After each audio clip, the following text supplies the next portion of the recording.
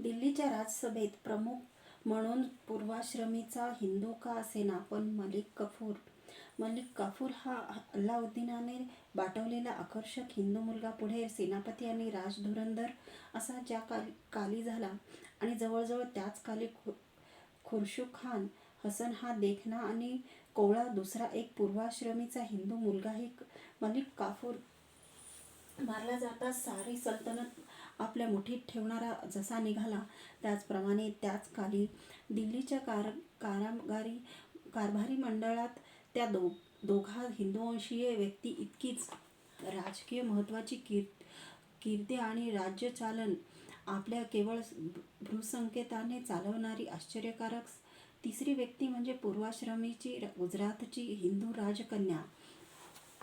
हिंदू राजकन्यका हिंदुवंशीय महिला देवल देवी हीच होय. या 3 हिंदू व्यक्तींपैकी मलिक काफूर हा पुढे मानानेच मुसलमानमय झाला होता असे दिसते. आपल्या हिंदू रक्ताचे किंवा त्याच्या बापाच्या हिंदू बीजाची लवलेश आपुलकी तर काय, पण जाणीव सुद्धा त्याच्या मनात उरली नव्हती हे उघड आहे.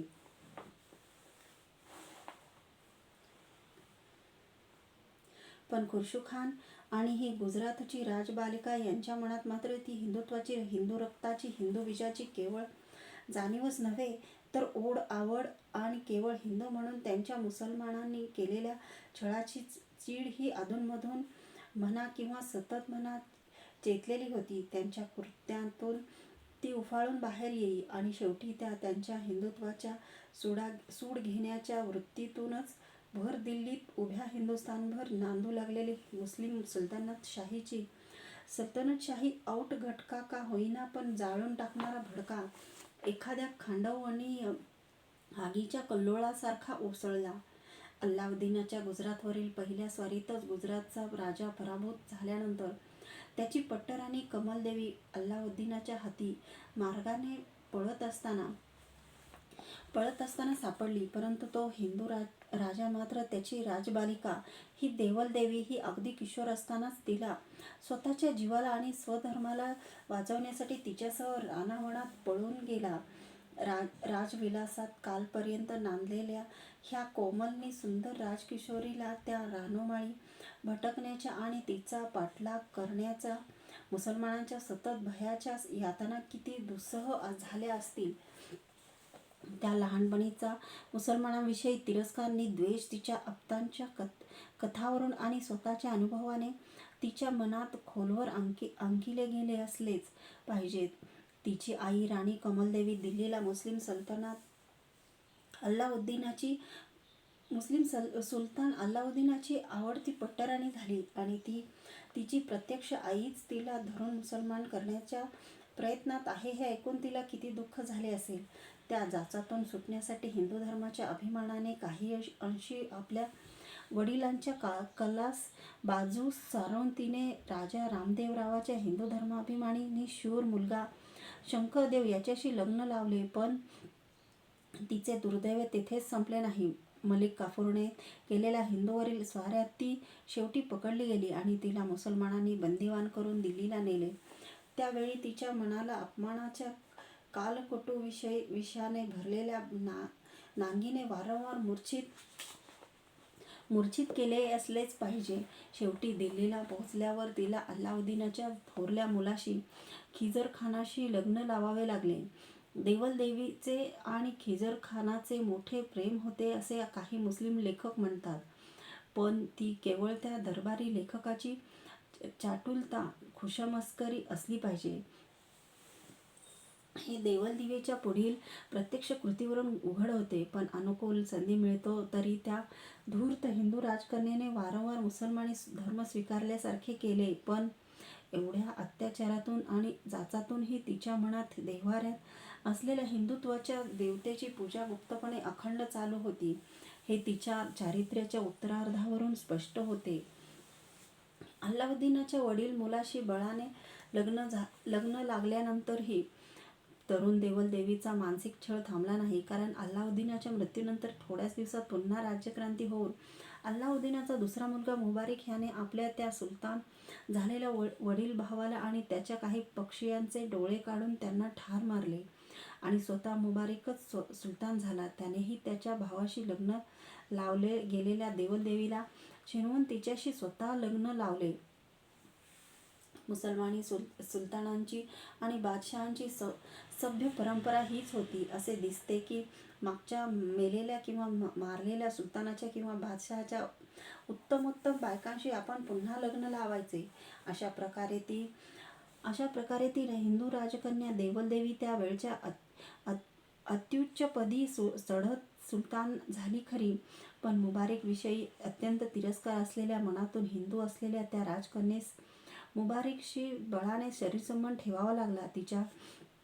तिच्या सोनेरी देहाची अशी सारखी विटंबना चाललेली असताही या विवाहामुळे तिला एक अत्यंत अनुकूल गोष्ट मात्र घडून आली. ती अशी: सुलतान मुबारिकला हे सुलतानपद देण्याच्या खटपटीत मुख्य आधार पूर्वाश्रमीचा हिंदू गुलाम आणि नंतर बळाने मुसलमान केला गेलेला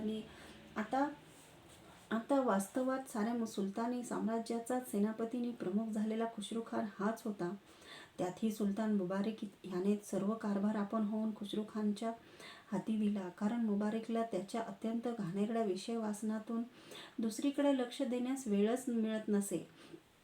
त्याची एक खोड सांगितली तरी पुरे. त्याला स्त्रियांचा वेश घेऊन कलावंतिनीच्या संचासह त्याच्या मोठमोठ्या सरदारांच्या घरी जाऊन स्वतःच नाचण्याचा तमाशा करण्याचा अनावर छंद लागला होता. ह्यामुळे विषयी मुबारिक हा त्याच्या व्यसनात गढून गेला असता त्याचा मुख्य प्रधान आणि मनातून आपल्या पूर्वाश्रमीचा हिंदुत्वाची स्मृती जिवंत असलेला खुसरूखान आणि तशीच मनोवृत्ती आणि चरित्रकथा असलेले हे गुजरातच्या राजाची कन्यका आणि आताची मुस्लिम सुलताना देवलदेवी ह्या दोन मूळच्या गुजराती हिंदू मनस्वी व्यक्तींचा साक्षातच नव्हे तर घनिष्ठ परिचय, लोभ नि अन्योन्य विश्वास उत्पन्न व्हावा इतका सहवास घडण्याची संधी उभयतांना मिळाली. प्रत्यहीची राजकारस्थाने त्यांना एकदा एकांतात अधिकृतरित्या सुलतानाच्या अंतरंग कक्षातून करता येऊ लागली. तिथे त्यांचे हिंदुत्वाच्या दृष्टीने काहीतरी महत्त्वाचे कारस्थान जमले असलेच पाहिजे हे पुढे दिलेल्या वृत्तावरून इतिहासाला सुद्धा गृहीत धरणे भाग आहे. याचे पहिले निदर्शक असे की खुसरूखानाने त्याचा मूळचा प्रांत जो गुजरात त्यावर आपला स्वतःचा पूर्वाश्रमीच्या हिंदू परिया किंवा परवार हिंदू जातीच्या सख्या भावालाच मुख्याधिकारी नेमले होते. दुसरे अत्यंत महत्त्वाचे निदर्शक त्या त्यांच्या स्वतःच्या पूर्वाश्रमीच्या हिंदू जातीचे लढाऊ व्यवसाय करणारे असे सहस्रावधी लोक निदानपक्षी 20 ते 30 हजारापर्यंत तरी खुसरूखानाच्या स्वतःच्या आज्ञेखाली असणाऱ्या सुलतानी सैन्य विभागात स्वतःच्या संरक्षणासाठी म्हणून उघडपणे दिल्लीत त्याने आधीच नियुक्ती केली होती. तिसरे निदर्शक ह्या त्याच्या हालचाली अनेक मुसलमान सरदारांना आवडल्या नाहीत, परंतु त्यांनी आपल्या अंतर्गत हेतू इतका गुप्त ठेवलेला होता की तो इतर कोणाला तर काय, पण प्रत्यक्ष देवलदेवीला आणि खुसरूला सुद्धा स्पष्टपणे काही तोपर्यंत मनात दृग्गोचर झालेला होता की नाही हे निश्चितपणे सांगता येत नाही. या हेतूची धूसर आकृती मात्र त्यांच्या हृदयात हळूहळू साकारत चाललेली होती. चौथे निदर्शक: सुलतान मुबारिक सारख्या अगदीच कुचकामी सुलतानाला सुद्धा उत्साह देऊन खुसरूखानाने दक्षिणेत झालेल्या विजित हिंदूच्या उठावण्यावेळी दडपून टाकण्यासाठी म्हणून दक्षिणेत मोठी स्वारी करण्यास उद्युक्त वेले आणि आपण स्वतः ससैन्य त्यांच्या हाताखाली स्वारीवर गेला. या स्वारीत हिंदूची अपार हानी झाली. त्यांच्या अपार लुटीची सुलतानी कोशात भर पडली. बहुधा याच स्वारीत देवगिरीच्या शंकरदेवाच्या मृत्यूनंतर त्याचाच नातलग राजा हरपाळ देव याने देवगिरीचे राज्य बंड करून पुन्हा प्रस्थापित केले होते. त्यासाठी त्याचा पराभव करून जिवंतपणी त्याचे कातडे सोलून त्याला सुलतानाकडून ठार मारण्याची अत्यंत क्रूर शिक्षा दिली गेली आणि स्वधर्म रक्षणासाठी त्या राजकुलोत्पन्न हिंदूवीराने ती भोगली.